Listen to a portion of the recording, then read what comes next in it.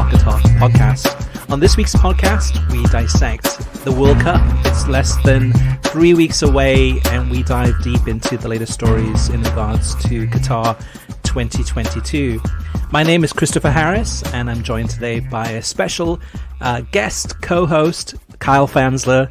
Kyle, welcome back. It's been a while. Good to be back, Chris, and like you mentioned, World Cup now 2 weeks away about, but I gotta say, it doesn't really feel like it's 2 weeks away. I can't tell if it feels like it's closer than that, farther than that. I don't know. It's a weird time in the soccer world. Yeah, we'll definitely get into that in a little bit too.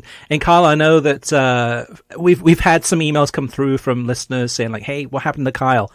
Well, Kyle, you and I have been busy for the past 12 months, really nonstop, getting ready for the World Cup, writing a lot of articles, working with our different writers, doing research, doing interviews. Getting everything ready for the World Cup, and like you said too, it's just over 2 weeks away from as we're recording this.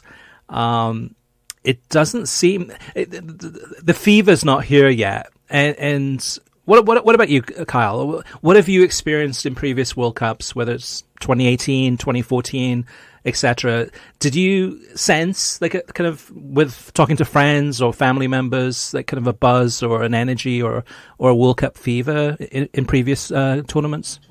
I feel like the World Cup fever for me always came from the fact that we had a month or 2 months between the club season and the World Cup, and obviously we had, a couple friendlies here and there to get you quote-unquote, ready for the World Cup. It was more so for the players to get ready for the World Cup, but you get the point. And we don't have that, obviously, this year. We have 2 weeks. We have less than 2 weeks. We have about a week between when fixtures stop with the club schedule and that first game kicks off in Qatar on the 20th. And some nations have friendlies between that little short span of time. So I don't have that fever. I'm hoping I develop that fever. There's a lot that's going on with this World Cup in particular that, everyone knows about, the human rights stuff, everything that's gone wrong with this World Cup has gone wrong. So no, I don't have that fever. Like I said, I hope to get it. And like you said, Chris, yeah, it has been a busy time for us, but it's been an exciting time. Everything from talking about those human rights allegations, everything including traveling to Qatar, trying to get at the small country to watch the World Cup. It's been a busy time, but it's been an exciting time, and it has kind of built up my own personal fever for the World Cup. But, I can't stress enough, I do hope that it continues expanding because it doesn't really feel like a World Cup, even though it is so close. Yeah, I have the fever, but the fever, I'm distracted, right? It's still club season. This weekend's the MLS Cup final.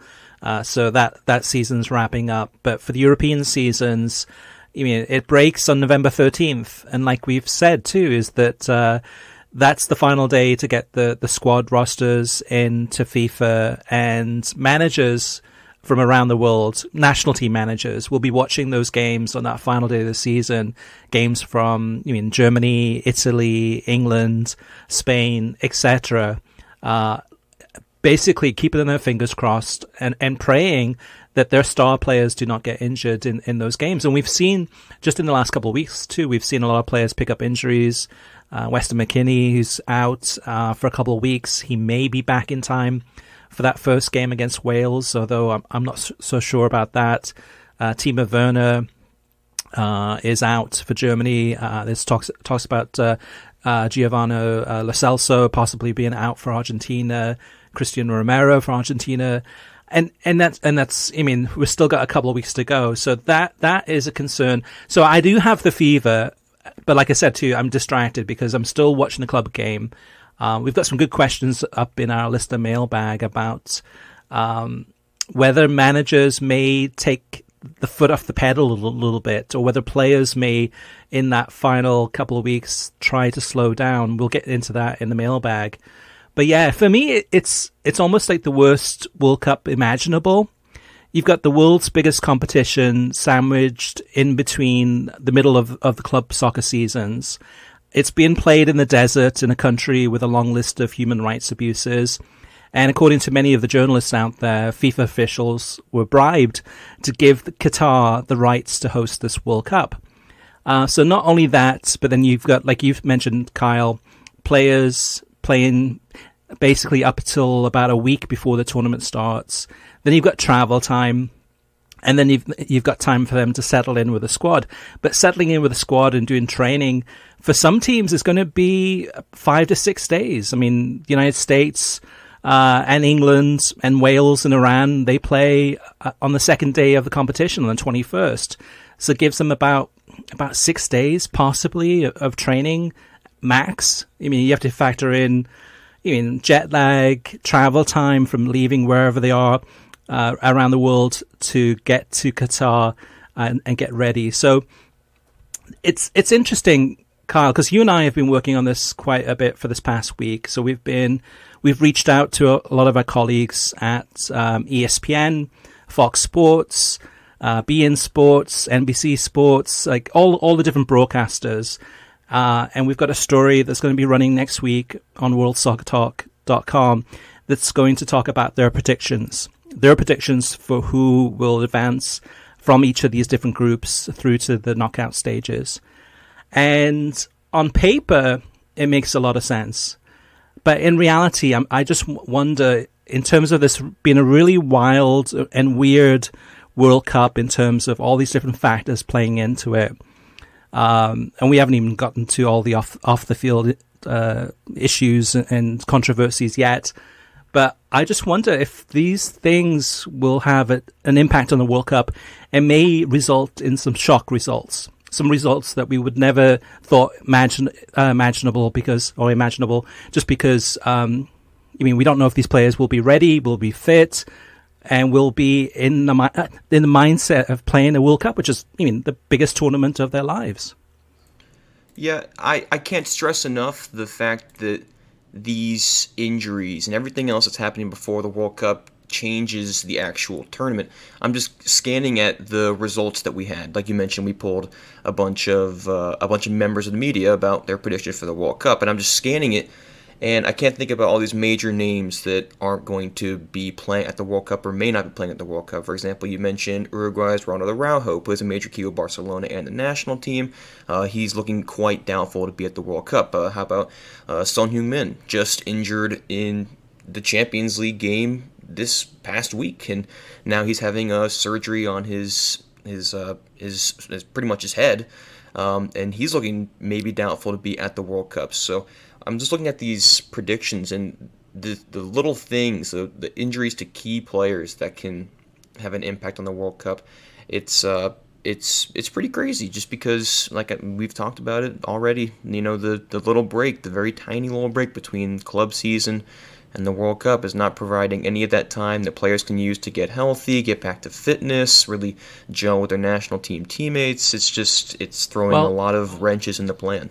Yeah, well, that's the big thing, though, too. In previous World Cups, there have been injuries. There have been players that have been out of the first couple of games, and it was a rush to get them ready.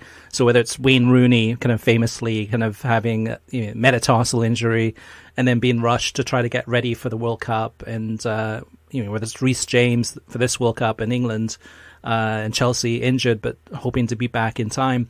But normally, in a normal World Cup cycle, you would have a good month, but at the end of the club season, a month before the tournament begins. And then that period of time is enough time for some players who are injured to get fully fit, and injury free and ready for the competition. This one with a week is just insane. It's just nuts. And so I don't know. I mean, we won't know until a couple of weeks from now, when the tournament's getting ready to start, how strong these teams are. And it's, for some players, I think they'll be able to adapt pretty easily, going from that club kind of mindset, and flipping to the national team mindset. But there's not going to be a lot of time to actually train these guys. Thierry Henry, I think this week on CBS Sports' coverage of the Champions League, as an assistant manager at Belgium, was talking about that. He's like, "Hey, we just don't have enough time with the players. I mean, this is nuts." So I think it's interesting. Sorry, Chris, that I remember one of the parts that FIFA and the whole World Cup committee said would be a positive about having the World Cup in November and December was, even though there is this short break, players will still be kind of in their momentum, finding their rhythm. It's not something that they would lose for a month before the World Cup and then have to pick it up out of nowhere. But then that gets me thinking about it even more. You get players like Cristiano Ronaldo, right? He's the backbone of Portugal, has been for a decade, two maybe, and he's out of form, out of favor with Erik ten Hag at Manchester United. How does he go into the World Cup? And it just brings a whole another layer into the World Cup and these big name players, Ronaldo, Messi, Son Heung-min, Harry Kane, that kind of thing. How did they go from playing at the club level, performing with their team, and then going to the national team stage? Yeah, the other thing with this though too, and Kartik, sorry, Kyle, you would know this better than I would for sure. But I mean, this World Cup tournament is slam bang right in the middle of. You got college football going on, you got NFL football on, you got the World Series right now. But NFL football, NFL is king in this country, and sometimes I don't kind of feel the power or how big the NFL is because I avoid it at all costs. I don't watch any of the games. I'm not interested in NFL.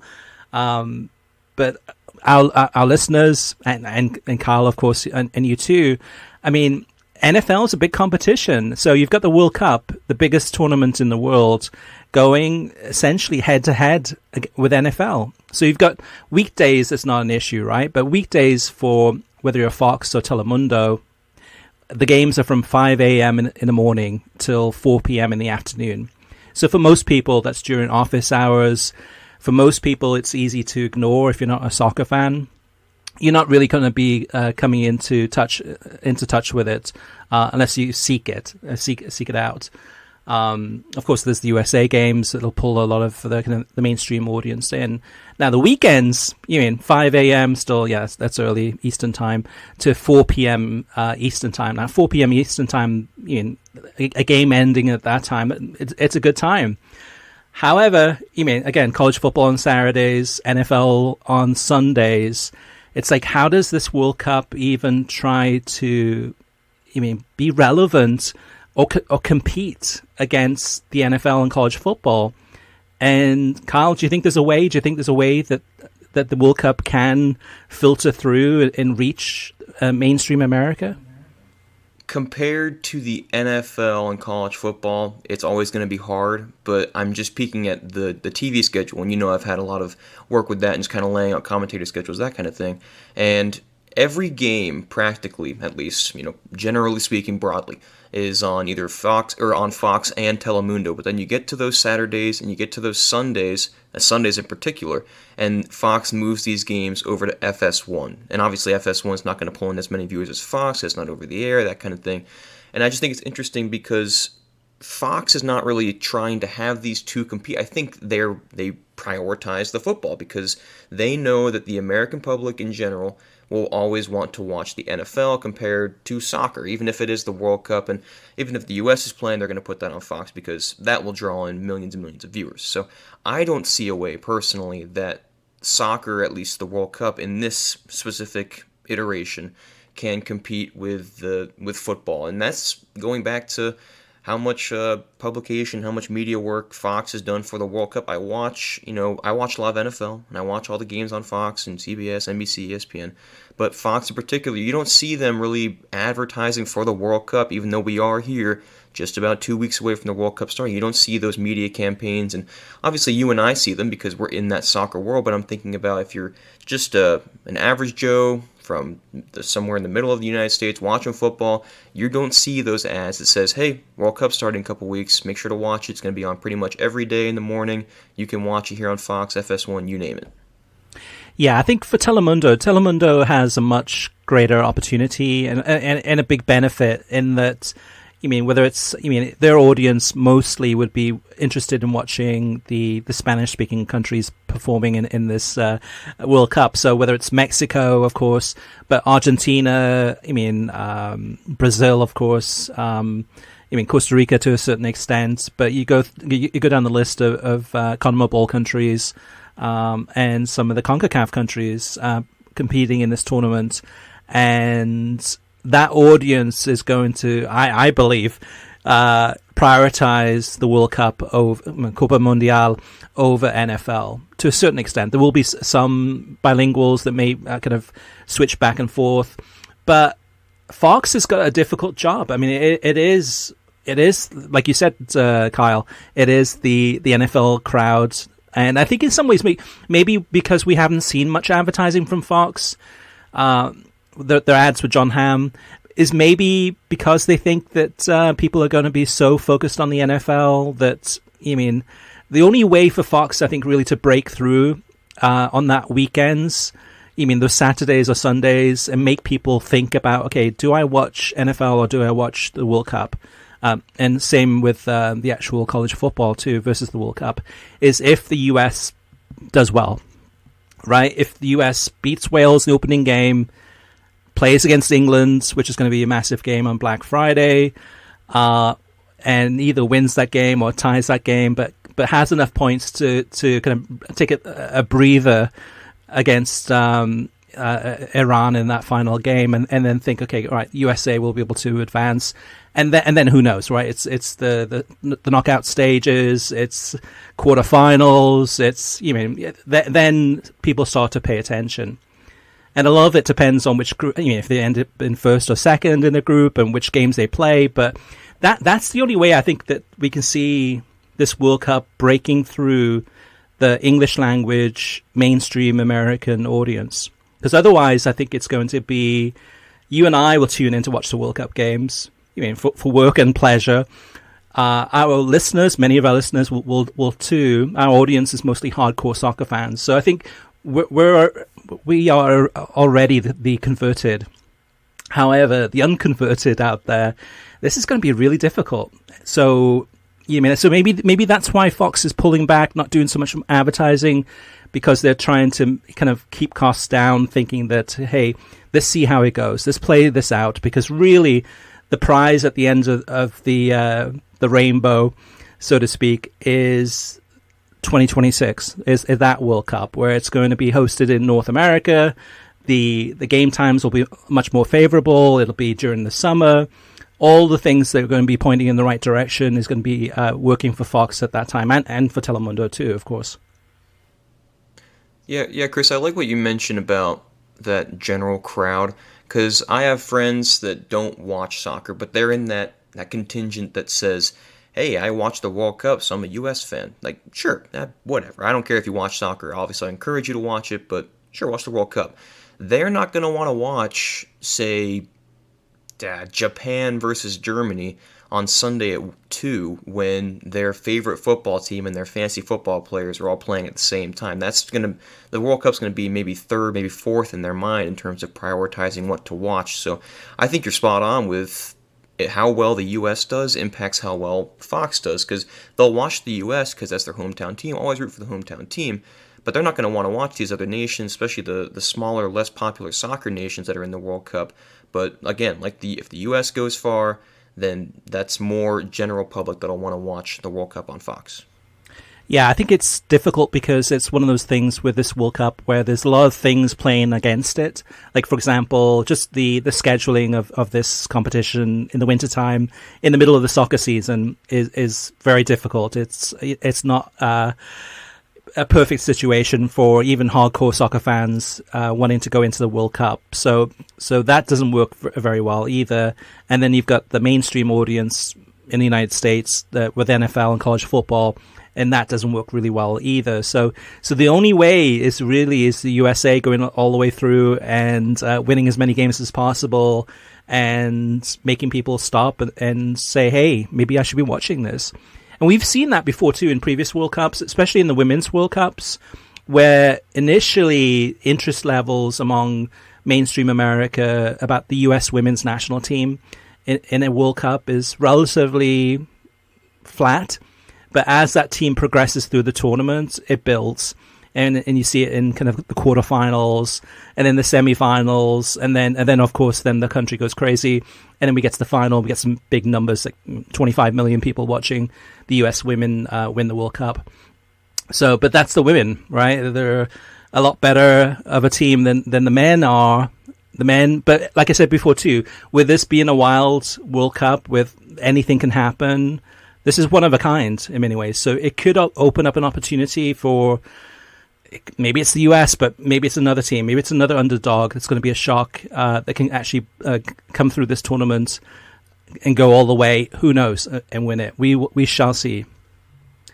All right, let's move on to TV streaming news. We've got a bunch of different news items this week in regards to TV.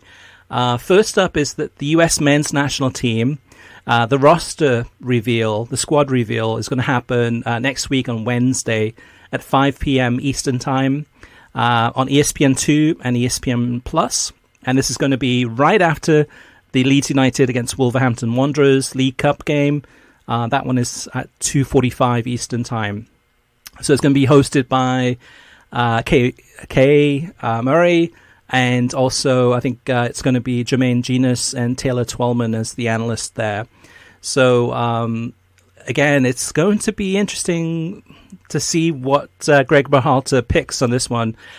Kyle, what do you think? Any surprises in this squad? Any kind of, whether it's people included that you might be surprised by, or somebody that's not picked that should be picked? I don't think I'm expecting too many surprises in terms of the actual squad selection. You'll see I thought Greg Berhalter was pretty consistent in terms of his CONCACAF World Cup qualifying with who he brought on. Obviously, injuries will play a big part. I know Anthony Robinson, I think they're saying he should be healthy for the World Cup. So, but that's one of those glaring areas for the U.S. men's national team is fullback. So they're kind of relying on Anthony Robinson to be healthy. But like I said, I'm not expecting too many surprises on that front. Really, for me, it's just the actual 11 that Berhalter puts out on the field. You expect him to bring in goal Matt Turner, Zach Steffen, and then one of the other players, maybe Sean Johnson, the third string goalie. But with Matt Turner missing some time with Arsenal over the last couple of weeks, all these U.S. fans kind of on the edge of their seat. Where's Matt Turner? But no, not expecting too many surprises. At least I hope not. That'd be weird if we get there and he starts putting out a bunch of different names that have only had 5 or 10 caps in their career. Yeah. I mean, this time around too, the squads are bigger for this World Cup than in previous World Cups, so there is that possibility of adding in a surprise or two. I mean, personally speaking, I'd love to see Tim Ream on this squad, given the form that he's had as captain for Fulham in the Premier League now for quite some time. It's not just like a couple of weeks of good performances; it's been a couple of years of great, strong performances, but. Yeah, I mean, my question mark is about just, again, about that number 9, who's going to be playing in that role. And, I think it's going to be one of those things we won't know until the first couple of games in the World Cup, what that answer is, really. Yeah, that's one of those things where everyone has their personal opinion on who they want to see take up that number 9 position. I think Jesus Ferreira is probably the only one you can fully expect to be on that squad, but I think Ricardo Pepi, given that he's 20 years old, I think he's a good shot to be on there, just, if anything, for experience's sake. Personally, I'd like to see Daryl DK on that team as well. I think he's done great things in the championship, as well as his time in MLS. That's a player that I think could make a pretty good impact, even if it is coming off the bench with 15 minutes to play or so. Yeah, definitely. They might be one of those kind of breakout stars, I think, from the US in this squad. But who that is, who knows? Moving on, ESPN also, speaking of ESPN, they're going to have a E60 show about Qatar. And this is going to be happening on Sunday, November 6th at 8:30 Eastern Time on ESPN. And it's going to be available on demand via ESPN Plus. And it's going to focus on the controversies regarding Qatar. So it's starring ESPN reporter Jeremy Schaap, who's worked with ESPN a lot in the past, a familiar face, a hard-hitting news reporter. And so it'll be interesting to see what his take is and what he finds in his travels to Qatar, reporting back. It's probably not going to be good news, but we shall see on Sunday at 8:30 Eastern on ESPN, which is a really good block of time to show that. I mean, that's a Sunday night prime time. And then next up in the news is that Fox Sports for the World Cup have unveiled their studio set that's going to be in Doha near the Corniche, and it's what they showed and what we have pictures of at worldsoccertalk.com is kind of computer designs of what it's going to look like. And it looks very high tech. It's in a open environment. I think it's next to the fan zone. So there's an opportunity to fans to get close to the actual set. So you'll see them probably in the background when they're filming it. It's a mix of physical desks and then some augmented reality. So there's some things that you'll see in the TV broadcast that is actually augmented reality. So whether it's the pitch that they use within the studio, some of the things are not actually there. It's actually augmented reality, and they'll have a whole bunch of different screens. But it's a multi-million-dollar set, and it looks nice. But let's see how it goes in terms of the actual talent and how they do in terms of covering the World Cup. That's a whole other story. And then last but not least, Carl, you went ahead and posted this week the Telemundo commentators for the World Cup, the actual schedule, who's going to be calling which game of the entire tournament. And the thing I found really interesting is that Tab Ramos, former US men's national team creative midfielder, played with Manchester City, etc., is going to be... Actually, no, I'm thinking of Claudio Reyna. It is going to be an analyst alongside the commentator and co-commentator for every US game.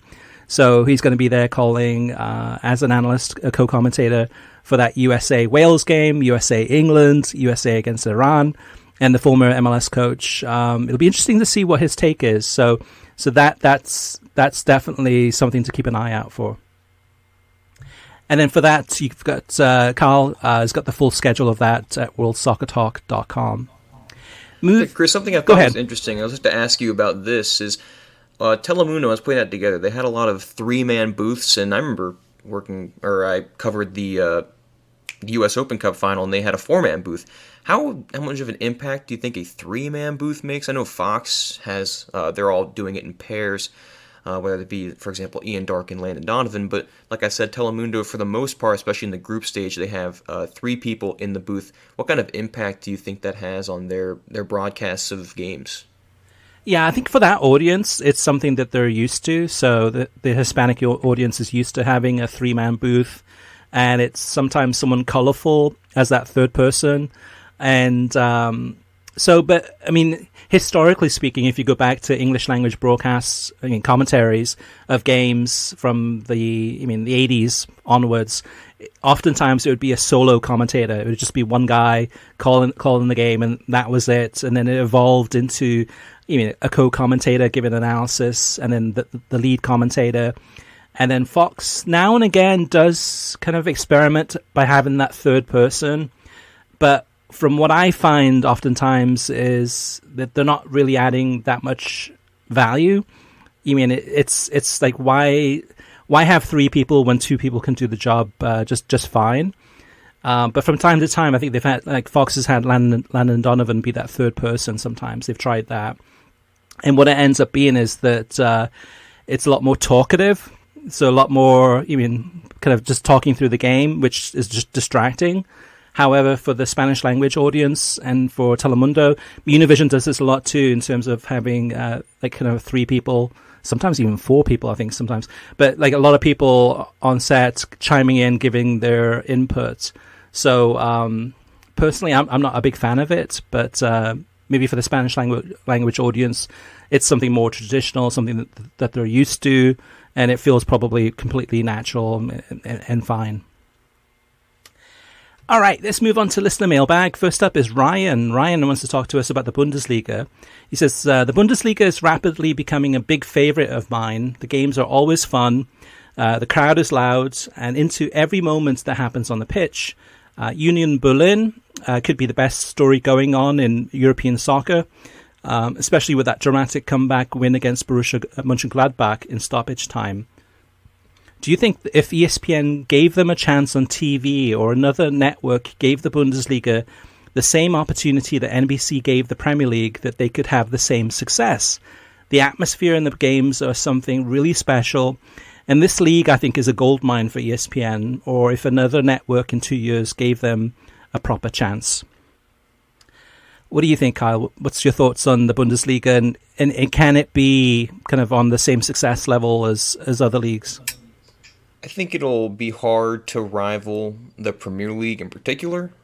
Just by my understanding, I always thought the Bundesliga was probably the second most followed domestic league in Europe. Obviously, I'm a Barcelona fan, so I watch more La Liga by that, just being a Barcelona fan, than I do the Bundesliga. But I think Ryan's spot on. If you watch the Bundesliga, it is straight up entertaining, and I like what he said about the fans, because for me, they do add a lot, and I think fans in the Bundesliga are really unlike a lot of other fans, and you can make the case that Serie A could have that, make that case as well.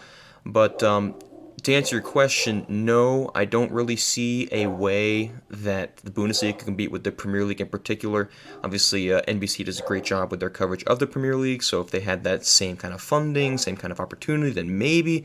But like I said, I just don't see a way that I think the Premier League's just so big and so popular over here, it'd be hard for any league to compete with them. Yeah, this it's a good question, because this came up, I think, this past week, where the DFL, which is the German Football League, were talking about whether or not they would, in the future, change the kickoff times of games. So whether they would look at, say, other leagues, such as La Liga, as an example, where it's pretty rare that you have two games happening concurrently. Usually, you have the early kickoff, you have the mid-afternoon kickoff, and mid-evening kickoff, and the late kickoff, and so you don't have a lot of game times where you have like maybe 2 games or 3 games playing at the same time. Now, the Premier League has moved a little bit, having a similar model too. Not as extreme as La Liga, but La Liga went ahead and actually used a supercomputer that analyzed all of the TV ratings numbers and the games and the kickoff times and the time of the year. And supposedly, according to La Liga, each season they put together the schedule. They base it on what's going to be the best for the league. So it could be how many people are tuning in and which games are the best times to have those games, etc., etc. Now, the Bundesliga, I mean, yeah, I agree. The Bundesliga is a great league. It's probably my second favorite league, or maybe my third favorite league.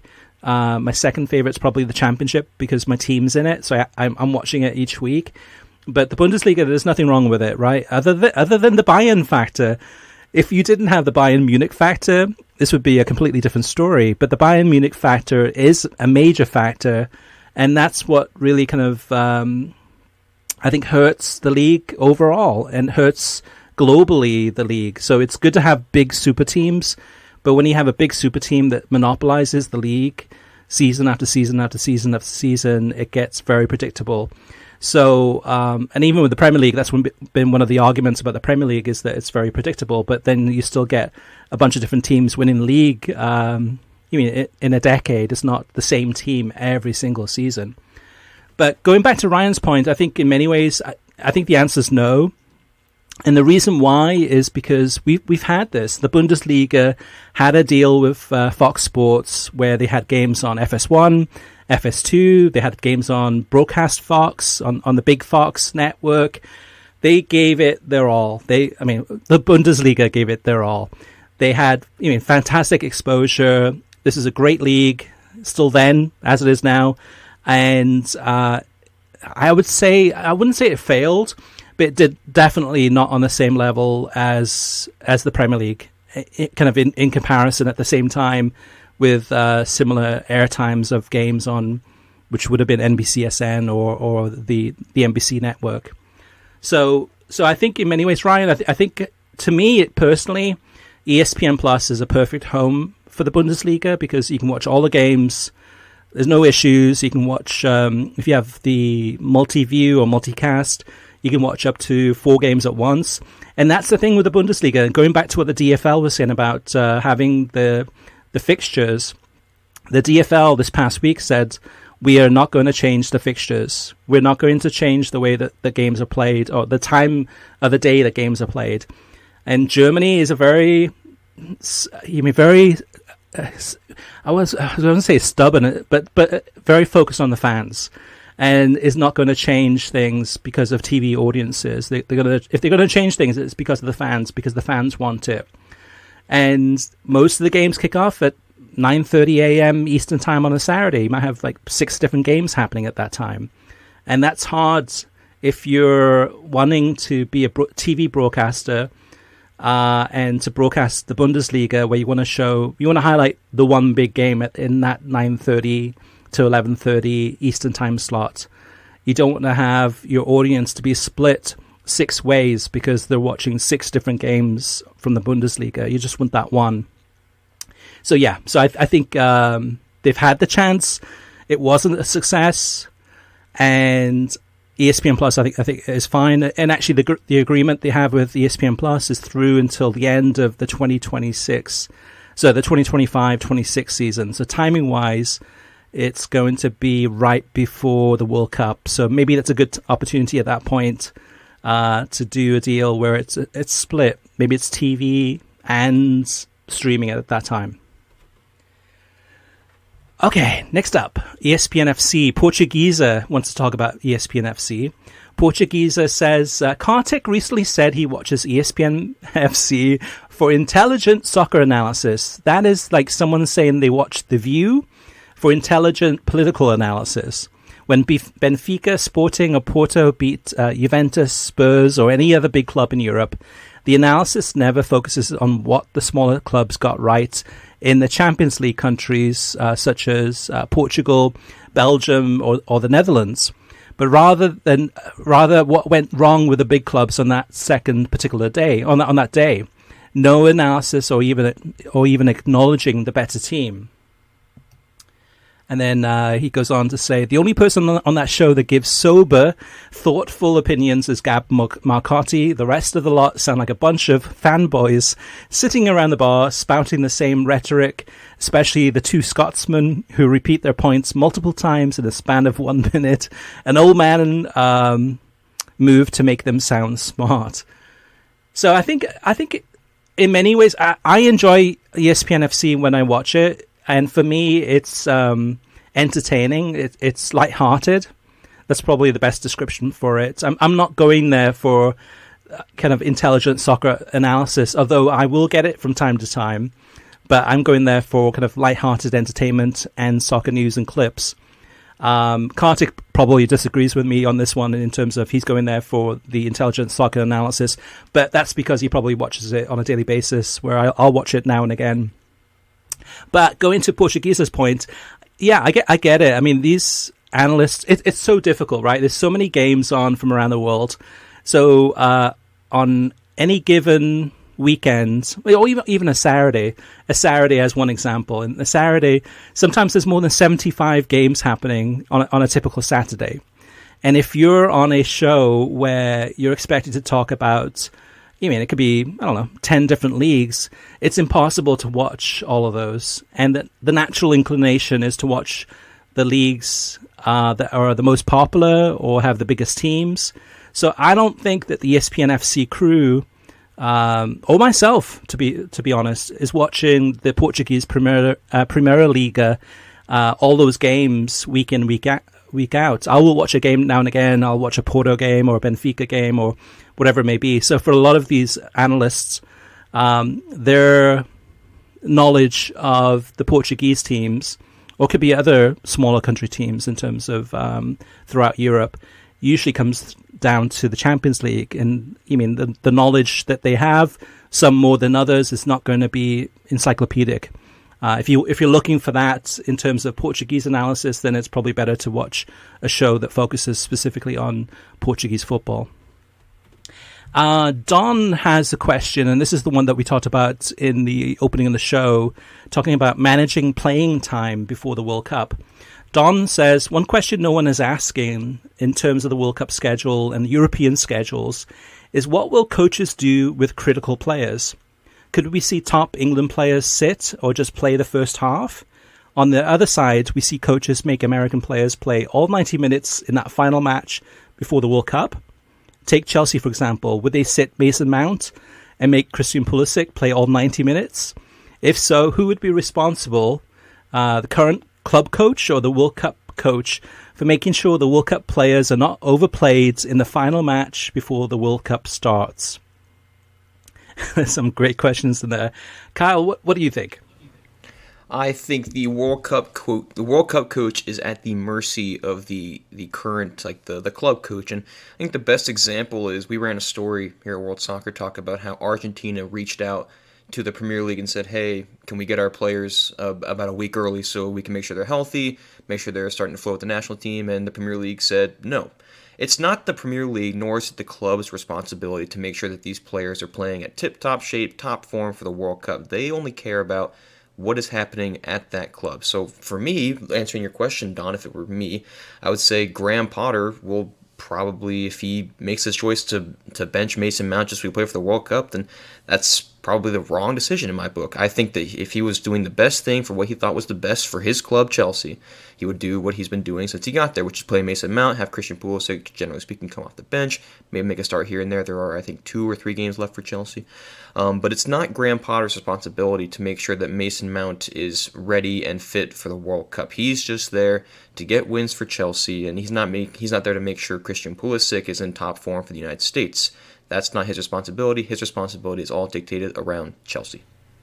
Yeah, exactly. And I think there's no agenda out there. It's not like Graham Potter, as one example, is like so English that he's going to say, hey, I'm going to play Pulisic all 90 minutes, and maybe he'll get injured. Who knows? Maybe he'll get worn out. You know, just because that'll help England in that game against the United States. And same thing with Mason Mount. He's not going to say, okay, let me just give him limited playing time. However, there could be, I mean, if you're a player, though, in your mind, you must be thinking, going into that final weekend, and say you're Messi, or say you're Mason Mount, or say you're Christian Pulisic, and you're starting that game, and you know how intense even soccer games are, how physical they are, how demanding they are. Are you going to give it 100%, knowing that there's a possibility that you might get injured if you go at that 100%? Yeah, I don't think there's any way that you can go in there with the mentality that you're really going to give your all. I think that's something that, for example, Rafael Varane was doing at Manchester United. He finally found form under Erik ten Hag. He was doing great.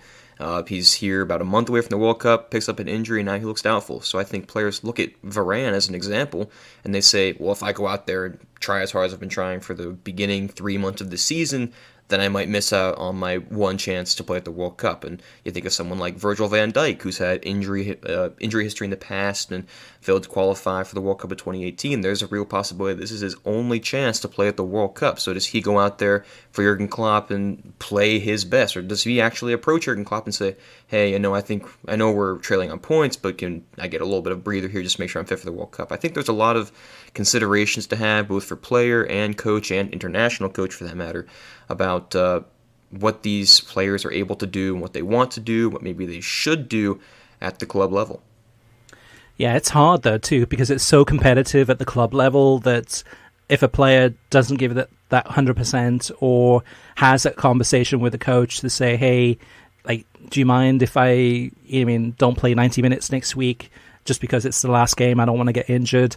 I mean, how does that it depends with the coach. How does that reflect on the coach or the team where the player does that? And I'm sure that's what they're thinking behind the scenes. There may be some conversations happening behind the scenes where, with coaches, they're a little bit more open-minded, that may be thinking, okay, hey, we're rotating the squad anyway. It's a long season.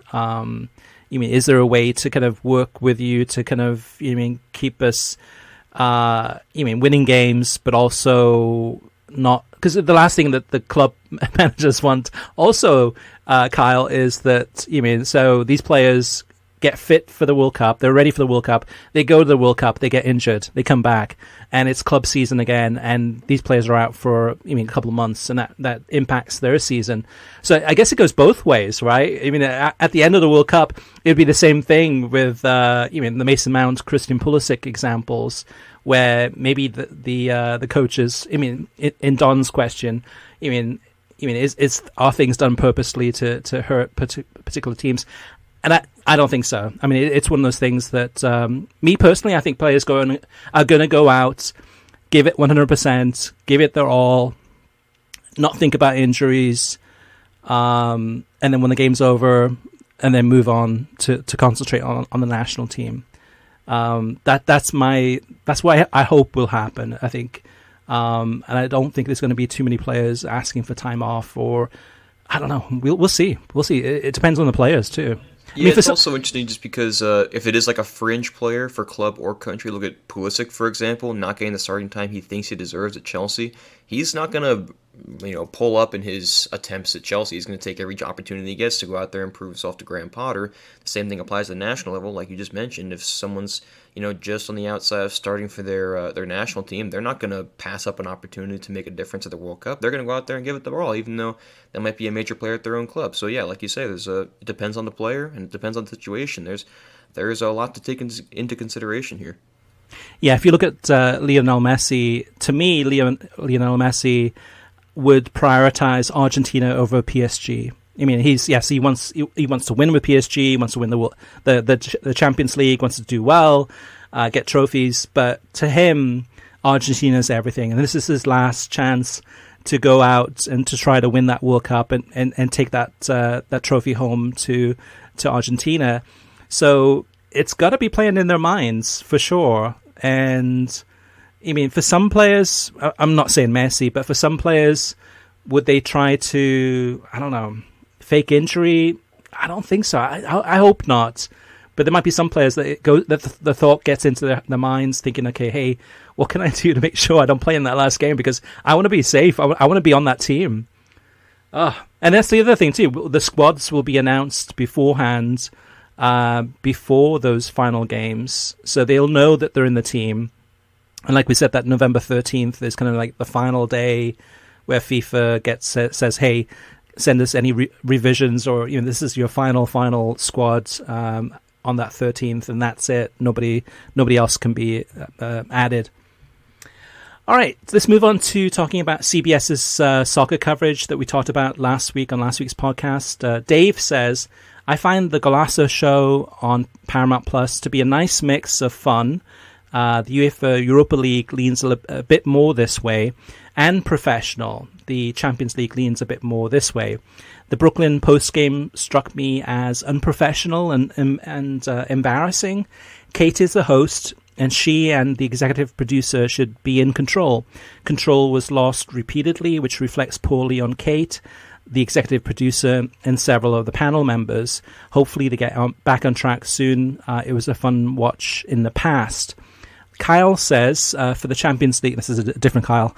Kyle says, for the Champions League broadcast, I can't even bother to watch any sort of coverage. It's hard to take any of them seriously when they are trying to go for funny moments and trying way too hard to be entertaining, especially Micah Richards. He seems like he's trying to audition for a TV character role rather than being a professional analyst or pundit. Jamie Carragher normally does a solid job on Sky Sports with Gary Neville, but it seems like he is the opposite on CBS. Thierry Henry is at least respectable with his analysis and professionalism, but even Kate Abdo does not do a good job as a host. And while they were in Brooklyn, why not bring in a Clint Dempsey? You're in America, not even using an American analyst who you've brought into London. These next 8 years will be brutal under CBS. And just to clarify there too, Clint was there. I mean, he was part of the broadcast, I think on both days, definitely on the Tuesday. So they kind of interchanged throughout the day. There's a lot of coverage on that Tuesday and the Wednesday. I would say, which is interesting, I think, about CBS Sports' coverage of the Champions League is if you follow CBS Sports Golazo on social media, they basically produce so many clips from the shows, talking points, laughing, joking around, stuff like that, and post that to social media. I mean, so many. And so even if you don't watch the show, you can watch social media, and you'll see most of the highlights of what they talked about. But the second thing is that what I find interesting is that this is a US broadcast of soccer with some big names, big analyst names. However, it's amazing how much of the British press reports about this. So the Daily Mail, as one example, every week, every Tuesday and Wednesday, we'll have stories about, oh my gosh, I can't believe what Jamie Carragher did on set, or what Peter Schmeichel did, or Micah Richards, or Kate Abdo, or so on and so forth. So I find it's interesting that the UK press is talking more about the show, in print and online than the US is. However, at the end of the day, I think they're playing to that a little bit. So when they're being funny and going a bit too far sometimes, they're doing it because I think personally, they want to be entertaining, yes, definitely. They want to be different. However, I think in the back of their minds, they're thinking, okay, like, hey, what can we do that social media is going to be really social media savvy or friendly? And also, what can we do that maybe the Daily Mail will pick up on and write about us and talk about how great we are? So it's a weird dynamic, and it's something that we've really never seen before on soccer coverage, where so much of the focus is on what they're doing, not so much the analysis. And the analysis is there from time to time, but you have to watch it for, it comes and goes. So it is an interesting watch, but it's not perfect by any means. And I think they can do better.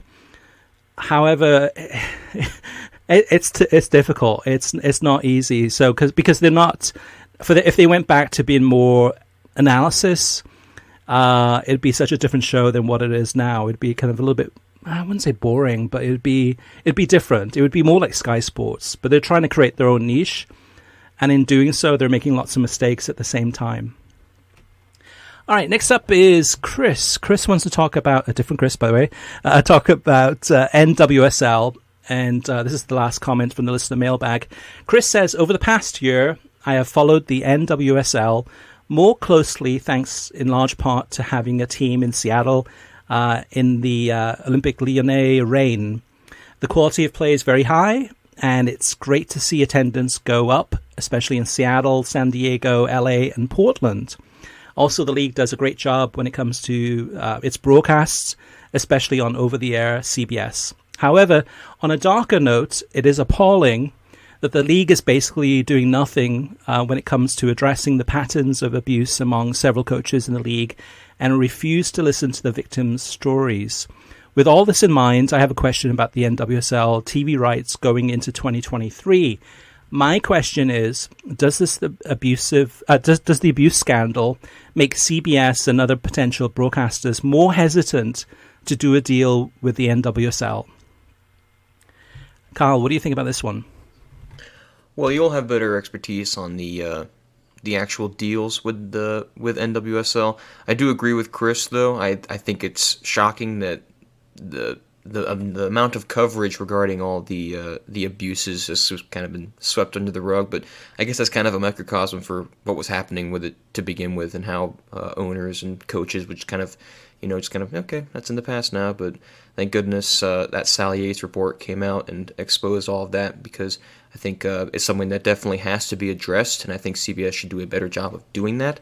I do think it's also important to note that it's great that NWSL set a new record in terms of its viewership for their most recent final. I think the number was 900,000, 950,000, somewhere around there for the viewership in that final. So that's great to hear, especially compared to Major League Soccer's viewership, which is also in its playoff stage right now. But like I said, Chris, you'll have better expertise than me in terms of how the abuse scandals and things like that can affect a future deal between NWSL and CBS, or any other broadcaster for that matter. Yeah, it's a strange thing, because I don't think it's going to impact the TV side of things. I mean, in some ways it should. It should be something where this abuse was so horrific, had been going on for so long, that you would think it would scare both sponsors and broadcasters away. However, the reality is the women's game is growing rapidly and will continue to grow.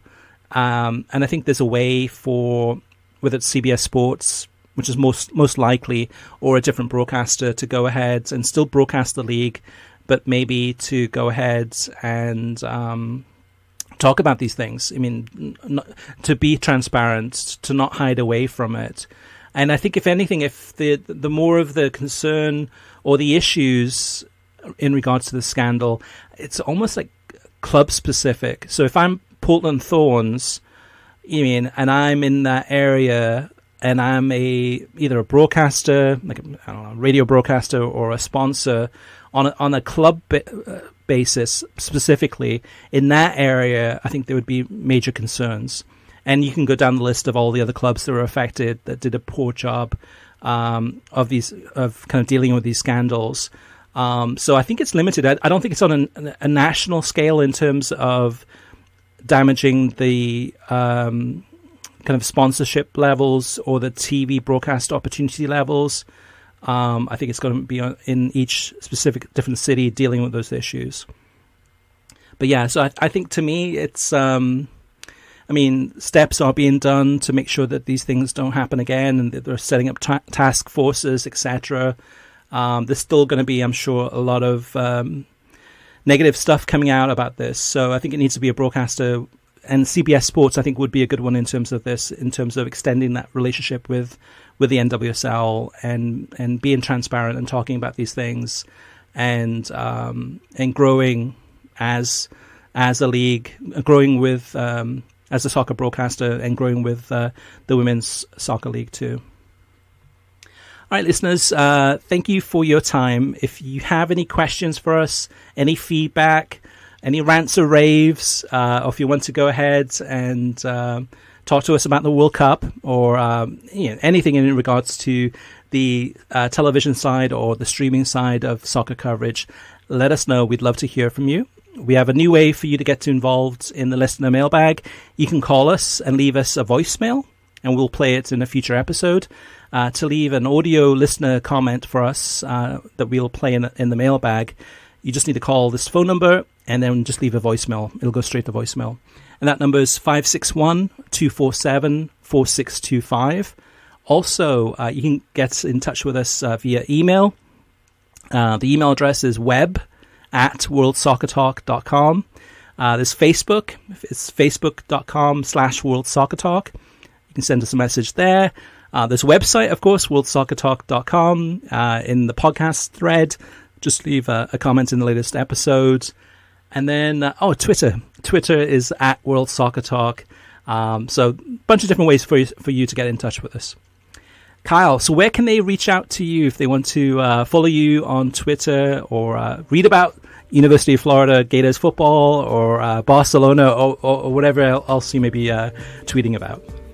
Well, I'm not sure anybody wants to hear about the way Barcelona's season's gone, or Florida football's gone, for that matter. It's been a rough couple of months as a sports fan, I'll be honest. But I encourage you all to follow me. Mostly it's about Barcelona stories, and that's at Kyle Fansler UF, KYLEFANSLER UF on Twitter. Just my first name, my last name, UF. So appreciate any follows that come my way, and hope to actually exchange some conversations with all of you.